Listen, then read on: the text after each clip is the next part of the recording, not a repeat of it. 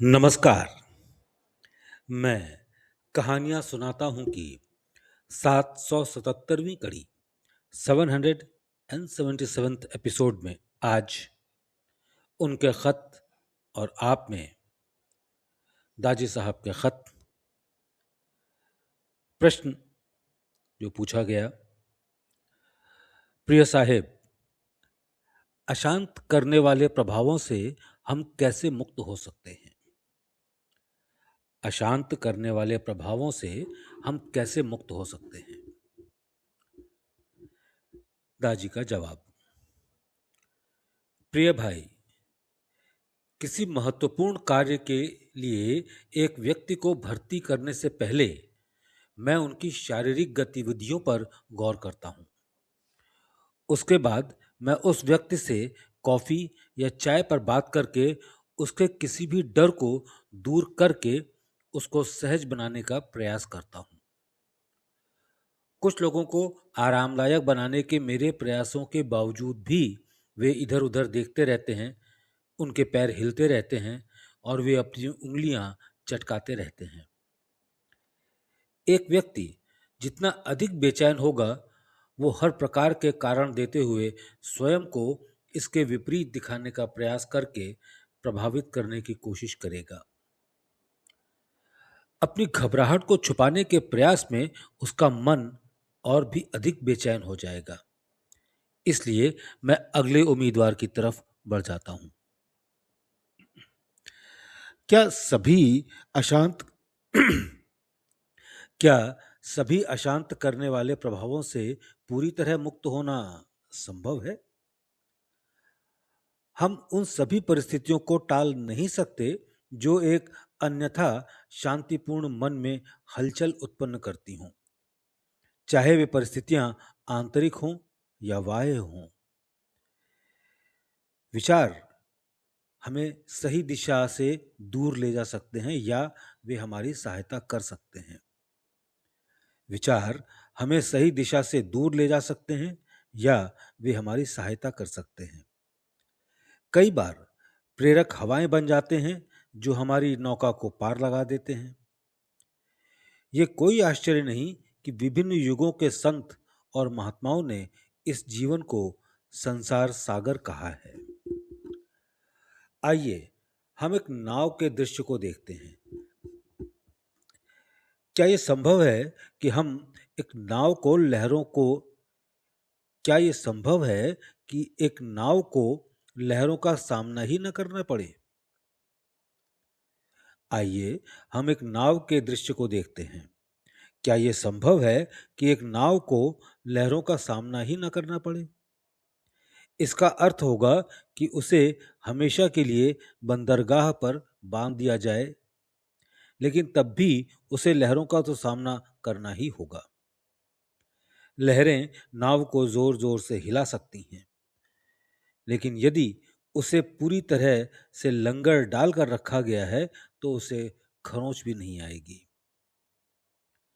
ध्यानमयी मन एक नाव की तरह है जिसमें लंगर डाल दिया गया है।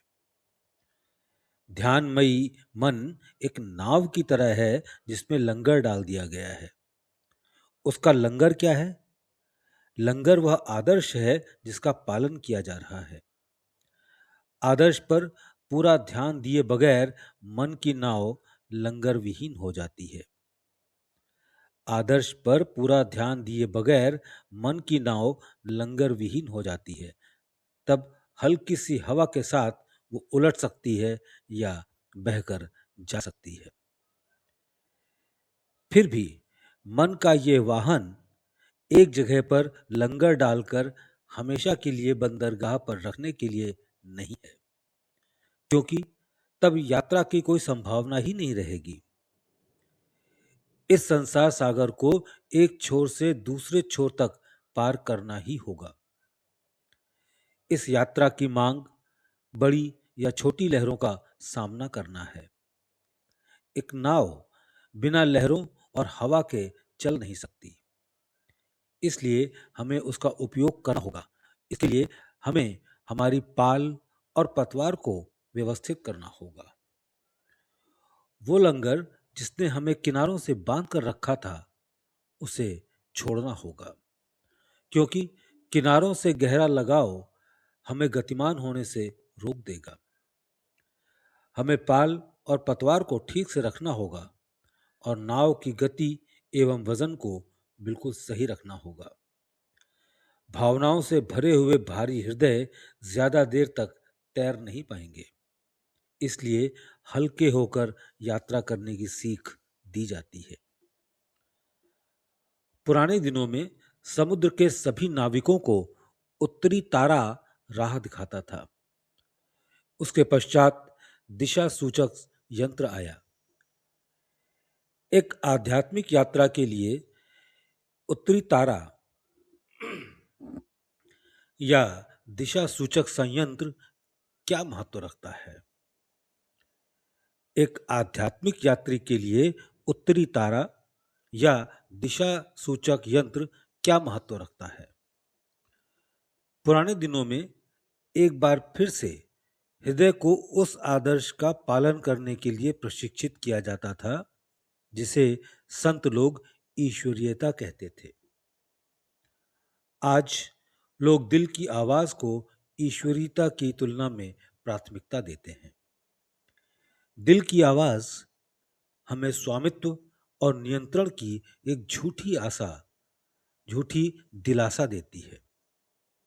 दिल की आवाज हमें स्वामित्व और नियंत्रण की एक झूठी दिलासा देती है, लेकिन अंत में दिल की आवाज का वास्तविकता में पालन करने से हमारी चेतना निश्चित ही वो सेतु बना लेगी और ये पुष्टि करेगी कि ईश्वरीयता विशुद्ध चेतना से निकली दिल की आवाज से अलग नहीं है। जब हमारा हृदय हमारा उत्तरी तारा बन जाता है तो ये आसानी से अच्छे और बुरे का भेद कर लेता है और इसकी ईश्वरीय आवाज हमारा मार्गदर्शन करती है, साथ ही साथ दूसरों को भी प्रभावित करती है, क्योंकि इसके शब्द हमेशा जीवित रहते हैं। धन्यवाद। कमलेश।